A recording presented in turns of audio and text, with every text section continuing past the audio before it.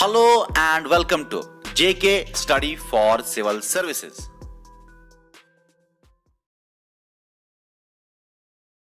आपको मैं एग्जांपल देता हूँ गाइस, आप सारे ऑलमोस्ट ग्रेजुएट्स हो। मैं किसी से कहता हूँ कि आपको ग्रेजुएशन करने के लिए टोटल ग्रेजुएशन की सर्टिफिकेट जो आपको मिली, टोटल कितना अमाउंट खर्चा हुआ आपको।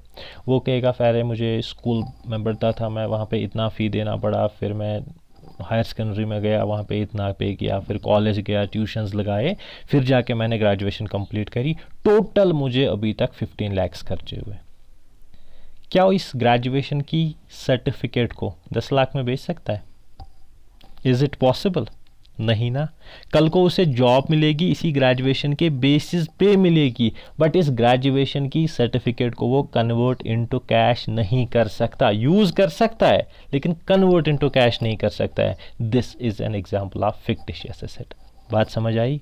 तो this was the first classification. This classification was simply on the basis of convertibility कि ये एसेट हम कन्वर्ट कर सकते हैं या नहीं। हाँ, आपने कहीं पे देखा होगा या कहीं पे सुना होगा कि फिक्स्ड एसेट को नॉन करंट एसेट भी कहते हैं। Okay, I accept this, but अगर थोड़ा सा डिटेल में जाए तो fixed asset is basically part of non current asset. Basically जो कंपनी का बैलेंस शीट हम बनाते हैं उसका एक हेड आता है नॉन करंट एसेट, उसके अंडर फिक्स्ड एसेट आता है, बट रफली कहा जाता है कि फिक्स्ड एसेट को हम नॉन करंट एसेट भी कहते हैं। क्लियर यहाँ तक? उसके बाद जो दूसरी क्लासिफिकेशन है एसेट की, हम इन्हीं एसेट्स को क्लासिफाई करते हैं ऑन द बेसिस ऑफ, किस बेसिस पे हम क्लासिफाई करते हैं? On the basis of physical existence. क्या ये एसेट्स फिजिकली एग्जिस्ट करते हैं या नहीं। इस बेसिस पे हम इसे दो कैटेगरीज में डिवाइड करते हैं।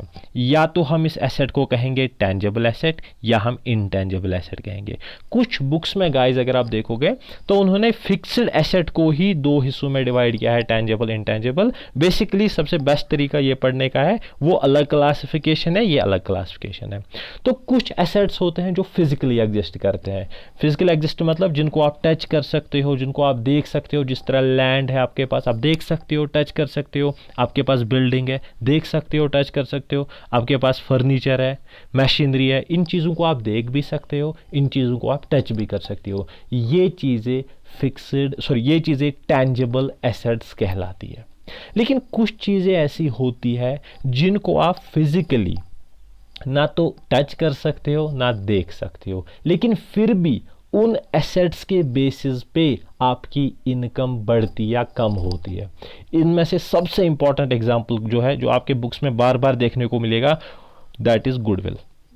गुडविल है क्या? Basically reputation of A firm, एक फर्म की रेपुटेशन। किसी भी बिजनेस की अगर रेपुटेशन ज़्यादा होगी, अच्छी रेपुटेशन अगर होगी, अच्छी रेपुटेशन होने की वजह से उस बिजनेस के कस्टमर बढ़ जाते हैं, और कस्टमर बढ़ने की वजह से उस बिजनेस की इनकम इंक्रीज होती है गाइस। तो गुडविल भी बेसिस ऑफ जनरेटिंग इनकम है। लेकिन क्या हम बिजनेस गुडविल को टच कर सकते हैं? क्या हम गुडविल को देख सकते हैं? तो ये गाइस इनटेंजेबल एसेट कहलाती है। इसी तरह से पेटेंट, अगर किसी साइंटिस्ट की इन्वेंशन वगैरह कोई है तो इसी तरह से किसी ने मतलब कॉपीराइट किसी का है, ऑथर ने बुक लिखी हुई है, तो ये चीज़ें इनटेंजेबल एसेट कहलाती है। इनसे बिजनेस ग्रो होता है, इनसे बिजनेस एक्सपैंड होता है, बिजनेस के कस्टमर बेस एक्सपैंड होता है, बिजनेस की इनकम एक्सपैंड होती है, बट ये चीज़ें फिजिकली एग्जिस्ट नहीं करती है गाइस। क्लियर यहाँ तक? ओके। उसके बाद एसेट के बाद जो और एक पॉइंट है, जो और एक टर्म है जो आपको याद रखनी है, that is liability. Liability means जो बिजनेस का कर्जा होगा, जिसको हमने पे करना है कल को, विच वी हैव टू पे।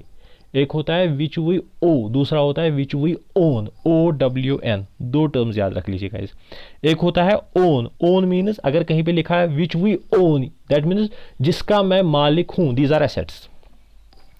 जहां पे लिखा होगा विच वी ओन, जिन चीज़ों का मैं मालिक हूं वो चीज़ें मेरे लिए एसेट्स है। दूसरा होता है विच वी ओ मतलब जिसको मुझे पे करना है, ये अमाउंट है जो मुझे पे करना है, दैट मीन्स ये मेरे लिए कर्जा है, रिस्पॉन्सिबिलिटी है। This is called liability. तो लायबिलिटी का मतलब क्या है? लायबिलिटी इज सिंपली हमारा कर्जा या हमारी रिस्पॉन्सिबिलिटी। अब जो गाइस लायबिलिटी है ये क्या है, दो तरह की हो सकती है, या तो आप लॉन्ग टर्म लायबिलिटी कहते हो या आप शॉर्ट टर्म लायबिलिटी कहते हो। आप लॉन्ग टर्म को नॉन करंट लायबिलिटी भी कह सकते हो, शॉर्ट टर्म को करंट लायबिलिटी भी कह सकते हो। इसका भी वही क्राइटेरिया है 12 मंथ्स का इन जनरल। अगर जो लायबिलिटी अगर आपको पे करनी है, अगर आपको in general with in 12 month से पे करनी होगी, आपकी लायबिलिटी, आपकी जिम्मेवारी, आपका कोई कर्जा होगा जो आपको विद इन 12 मंथ्स पे करना होगा, that liability is short term liability और करंट लायबिलिटी। जिस तरह क्रेडिटर्स हमारे सप्लायर होते हैं हमारे, हम उनसे गुड्स परचेज करते हैं on credit, within 1 year हम इनको पे करते हैं, तो ये शॉर्ट टर्म लायबिलिटी या करंट लायबिलिटी है। उसी तरह से bank OD, bank overdraft, bank वालों से मैं कुछ पर्टिकुलर टाइम के लिए ओवरड्राफ्ट मांग लेता हूं, कुछ डेज के लिए, तो ये 1 साल से ज़्यादा नहीं चलता है, इस बैंक ओवरड्राफ्ट को हम करंट लायबिलिटी कहते हैं। अच्छा, लॉन्ग टर्म लायबिलिटी या नॉन करंट लायबिलिटी क्या है? नॉन करंट लायबिलिटी या लॉन्ग टर्म लायबिलिटी वो लायबिलिटी है जिसको हमें पे ऑफ करने में 1 साल से ज़्यादा टाइम लगता है। इस लायबिलिटी को पे ऑफ करने में 1 साल से ज़्यादा टाइम लगता है। जिस तरह बैंक लोन हम लेते हैं, हमें हाउस कंस्ट्रक्ट करना है, उसके लिए हम बैंक लोन लेते हैं। हमने व्हीकल परचेज़ किया है, कोई गाड़ी परचेज़ किया है, उसके लिए हमने बैंक से लोन लिया है, फाइनेंस किया गाड़ी, तो ये लोन पे ऑफ करने के लिए इन जनरल एक्सेप्शन चीज़ को छोड़ के इन जनरल 1 साल से ज़्यादा टाइम लगता है। तो ये चीज़ें लॉन्ग टर्म लायबिलिटी या नॉन करंट लायबिलिटी कहलाती है। क्लियर यहाँ तक गाइज? ओके। उसके बाद जो आपको और एक टर्म समझनी है, दैट इज डेटर्स। अब डेटर किसे कहते हैं हम? डेटर उसे कहते हैं जिससे हमने कैश लेना है, जिससे मुझे कैश लेना है उसे हम डेटर कहते हैं। अब ये डेटर कैसे बनता है? आप ये समझ लीजिए कि मैंने अपने गुड्स सेल करने हैं, मैं गुड्स सेल कर रहा हूं किसी पर्सन को, बट ये जो मैं गुड्स बेच रहा हूं मैं क्रेडिट सेल्स कर रहा हूं, कैश सेल्स में नहीं कर रहा हूं। मैं क्या कर रहा हूं? मैं क्रेडिट सेल्स कर रहा हूं, उधार बेच रहा हूं मैं। अब जिस पर्सन को मैंने क्रेडिट सेल किए हैं, 2 दिन बाद, 15 दिन बाद, 1 महीने बाद मुझे उससे कैश तो लेना है ना। अब ये पर्सन डेटर कहलाता है, इससे मुझे कैश लेना है, ये डेटर है। हमेशा याद रखना गाइस, जो भी डेटर होगा, डेटर हमेशा करंट एसेट होता है, क्योंकि इन जनरल जिससे मैं गुड्स बेचता हूं, इन जनरल मुझे 1 साल से पहले उससे कैश लेना होता है, तो डेटर हमारा जो है ये बनता है करंट एसेट। उसी तरह से है क्रेडिटर। क्रेडिटर किसे कहते हैं हम? जिसको मैं कैश पे करूंगा कल को। अगर मैंने किसी से गुड्स परचेज किए हैं, क्रेडिट परचेज, अब वो तो उधारी बन गई मेरे लिए, मुझे कल को पे करना है। ये पर्सन जिससे मैंने गुड्स ऑन क्रेडिट परचेज किए, ये मेरे लिए क्रेडिटर बनता है। ठीक है, अब यूजुअली 1 साल से पहले मुझे पे करना है, इसलिए ये लायबिलिटी है मेरे लिए। लेकिन कौन सी लायबिलिटी? Current liability. अब गाइज आपको यहां पे एक पॉइंट समझना है, बहुत ज्यादा इंपॉर्टेंट है। वो ये है कि जिस पर्सन से मैं गुड्स परचेज कर रहा हूं ऑन क्रेडिट, मैंने परचेज किया किसी पर्सन से, मेरे लिए वो क्रेडिटर है।